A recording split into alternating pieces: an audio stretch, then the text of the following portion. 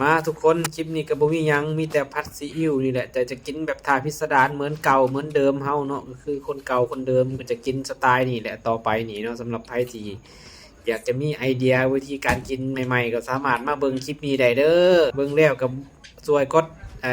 ดใจกดไลค์ให้ได้เด้อพี่น้องทุกคนเนาะสำหรับใครที่เข้ามาเบิ่งซอยซัพพอร์ตซอยกันแหน่เนาะเป็นกำลังใจให้เฮาเนาะก็คือเฮ็ดไปเพื่อความบันเทิงเนาะสำหรับใครที่เข้ามาเบิ่งก็คอมเมนต์ใต้คอมเมนต์แหน่ว่าเป็นจังใดก็ซอยพิจารณาซอยกันแหน่เด้อมีหยังเพิ่มเติมก็บอกแหน่พี่น้องทุกคนชาวครีเอเตอร์ทั้งหลายเว้าเรื่องคอนเทนต์นี่ก็คิดหยังบ่ก็บ่ฮู้ว่าสิเฮ็ดคอนเทนต์อีหยังเนาะก็คือมีแต่กิจกรรมตามนี่แหละที่เห็นนี่แหละคือ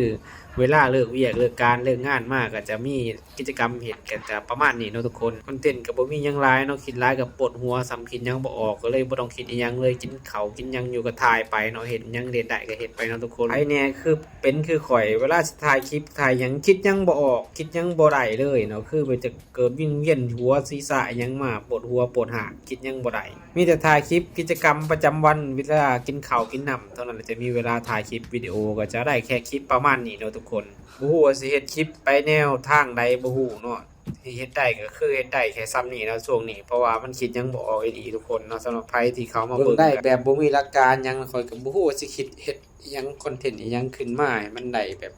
ออกมาดีคือคนอื่นนะนี่ก็เป็นคลิปท่าออกกำลังกายซิกแพคหน้าท้องเนาะกินข้าวไปนำก็ซิกแพคหน้าท้องไปนำเพื่อว่า